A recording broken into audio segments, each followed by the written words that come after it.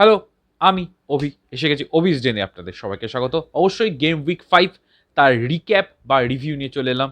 কি উঠে এলো এই উইক থেকে, কে এগিয়ে গেল, কে পিছিয়ে গেল, কেউ এখনো লড়াই জারি রেখেছে সেগুলো নিয়ে আলোচনা করতে। অবশ্যই চলুন শুরু করে দিই।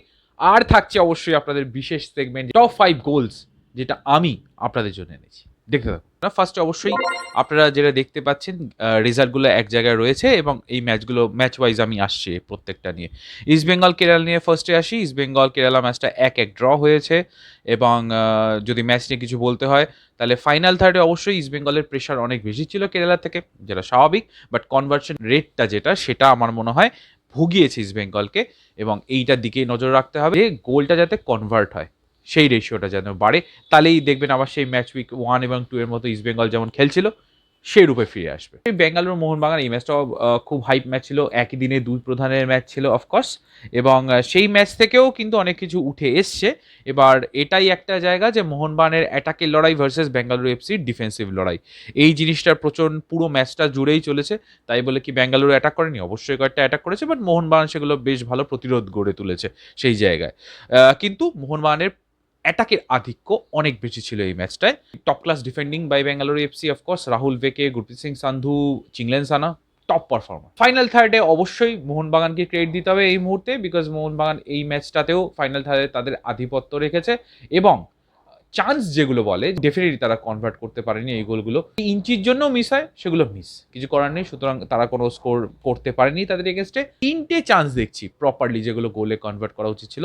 অনেকে আরও বেশি বলতে পারেন, বাট 3টে আমি প্রপার চান্স দেখছি যেটা গোলমুখী ছিল। সেখানে অ্যালবার্তো থাকবে, ডিমির শট থাকবে, তো সেই জায়গায় মিস করেছে, কিছু বলার নেই। But I will remember this, GSS okay, ফিরতি লিগ নেই, হ্যাঁ, আর কোনো ট্রফিও নেই এই সিজনে, না হলে না। এই ম্যাচটা যেটা নর্থ ইস্ট এবং জামশেদপুর এগেনস্টে হয়েছে, খুবই ভাইটাল ম্যাচ। মোহনবাগান ড্র করায়, পয়েন্ট নষ্ট করায় জামশেদপুর নিশ্চয়ই ভেবেছিল যে এই ম্যাচটা তারা যদি কম্পোজ খেলতে পারে, তারা যদি 3 পয়েন্ট ঘরে তুলে আনতে পারে, তাহলে ডেফিনেটলি তারা লিগ রেসে একটু হলেও এগিয়ে থাকবে। আদিতালালকে ছাড়া নেমেছিল, সুতরাং এটা তাদের ট্যাকটিক্যাল ডিসিশন কোচের, এটাই জানতে পারা গেছে। এর বেশি আমি কিছু বলতে পারছি না এই মুহূর্তে। আর যেটা দেখলাম যে জাবাকো 38 মিনিটের পর কিন্তু উঠে গেছিলেন নর্থ ইস্টের কাছে। ওই সময়টা কিন্তু খুব টাফ ছিল, বাট তারা খুব ভালো কোপ আপ করেছে, দারুণ স্পিরিটের পারফরমেন্স দিয়েছে। জুবিন গার্গকে নর্থ ইস্ট এই জয়টা ডেডিকেট করেছে। Well done North East United. Spirited performance by North East United, প্রত্যেকটা প্লেয়ারই সেক্ষেত্রে নাম রাখবে। একটু এগিয়ে ছিল ডেফিনেটলি অ্যান্ডি এই ম্যাচটায় পয়েন্টের দিক থেকে, বিকজ দুটো গোল তিনি করেছেন, দুটো গোলই অসাধারণ হয়েছে। দেখা যাক টপ 5 গোলে তিনি জায়গা করে নিতে পেরেছেন কিনা। জামশেদপুরের কথা যদি বলি, ফাইনাল থার্ডে তাদেরই ডমিনেশন ছিল, তাদের পারফেক্ট অ্যাটাকগুলো তৈরি করার চেষ্টা করছিল, বাট সেই একই সমস্যা, কনভার্সন রেট খুব বাজে। বেশি বাউলিও মিস করেছে, রাইতা চিকাওয়া মিস করেনি, বাট চেষ্টা করেছে।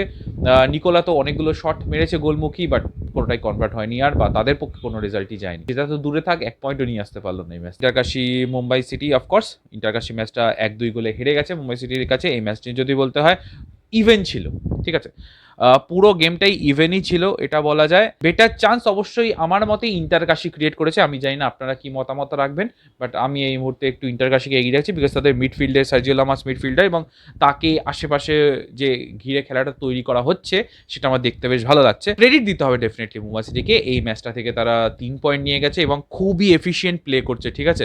সেকেন্ড হাফটা তারা একটু বাজে খেলে, যেটা আমরা পরবর্তীকালে নজরও রেখেছি, এবং ভ্যালফুইয়া উঠে যাওয়ার পর বা রেড কার্ড দেখার পর তো ইন্টারকাশি আরও চেপে ধরেছিল, বাট তারা কোনো গোল করতে পারেনি। ভ্যালপুইয়া নেক্সট ম্যাচে থাকছেন না, এটা বলা যায়। লাস্ট ম্যাচ যেটা খুবই এক্সাইটিং হয়েছে, যেটা হচ্ছে Punjab FC versus FC Goa, যেটা 1-1 ড্র হয়েছে অফকোর্স।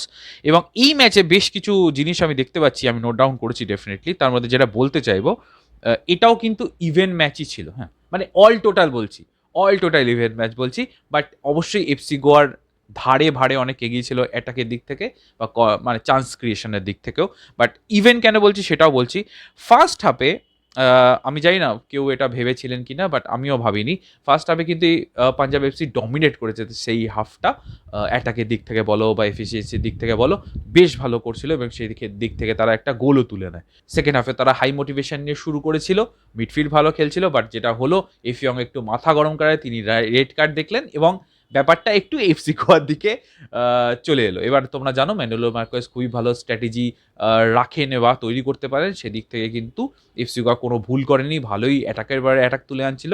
অবশ্যই একটা গোল তারা পেয়েছে দেজান রাইচের কাছ থেকে, বাট তারপর কোনো কনভার্ট করতে পারেনি। অ্যাপ্রিসিয়েট করবো বিজয় ভার্গিসকে, তার ডিফেন্ডিং পার্টনারও চোট পেয়ে উঠে যায়, তারপর তিনি বাকি সময়টা বেশ ভালো সামলেছেন। এই ম্যাচে দুটো ইন্ডিয়ান অ্যাসিস্ট করেছে, সেটা আমার কাছেও বেশ ভালো লাগলো। কিপজেন অবশ্যই পাঞ্জাবের হয়ে অ্যাসিস্ট করেছে, দেজান্ত রাজিচের গোলটার পেছনে ব্রাইসনের ভূমিকা ছিল, তাই জন্য তিনি অ্যাসিস্ট পেয়েছেন। Well done boys. North east এবং জামশেদপুরের ম্যাচটাকেই আমি এগিয়ে রাখবো এই মুহূর্তে, বিকজ আমি ভাবিনি এরকম ভালো পারফরমেন্স করবে এবং জামশেদপুরও বা এত অ্যাটাকিং খেলবে বা অ্যাটাকিং দিকে তাদের স্ট্র্যাটেজি থাকবে মাদি তালাল না থাকা সত্ত্বেও। সুতরাং এই ম্যাচটাকে আমি এই ম্যাচ উইকের ফার্স্ট হিসেবে ধরছি। চলে আসি আমরা টপ 5 গোলসে।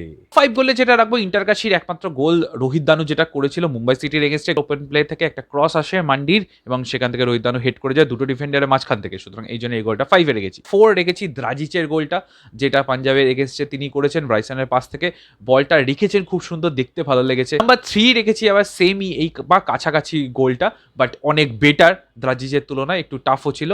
এটা রেখেছি অ্যান্ডির গোলটা, যেটা সেকেন্ড গোলটা তিনি করেছেন এগেনস্ট জামশেদপুর এফসি। 2 এফিয়ং এর একটা efficient finish again, pass from Kipgen, এবং সেই বলটা তিনি একটা গোলে রাখেন, আপনারা যদি স্ন্যাপটা দেখতে পান। নাম্বার 1 অফকোর্স অ্যান্ডির ফার্স্ট গোল ফ্রি কিক থেকে। আমরা ফ্রি কিক গোল ইন্ডিয়ান সার্কিটে খুবই কম দেখি, এই মুহূর্তে তো এটা ফার্স্টই আমার মনে হয়, আর কেউ ফ্রি কিক থেকে গোল করতে পারেনি এই সিজনে, তাই জন্য এটা রেখেছি। সুন্দর বলটা ডিপ করে গোলকিপার আগে, গোলকিপারের কিছু করার ছিল কি, অবশ্যই অনেক কিছু করার ছিল, বাট তিনি প্রথমে আমার মনে হয় ওয়ালটাও সেট করতে পারেননি, পরও তার মুভমেন্টও খুব একটা ভালো ছিল না। ওয়েল ডান অ্যান্ডিকে, এই জায়গায় তিনি প্লেসমেন্ট করেছেন এবং অনেক ডিস্টেন্স থেকে গোলটা, সুতরাং অত ইজি গোলও নয়, তাই জন্য এটা আমি 1 নম্বরে রেখেছি। অবশ্যই আপনারা আপনাদের মতামত জানান, কোন গোলটা ভালো লেগেছে সেটা নিয়ে কমেন্ট করতে পারেন। চলুন আজকের মতো এই ভিডিওটা শেষ করছি, পরবর্তীকালে অবশ্যই আপনাদের সাথে দেখা হবে।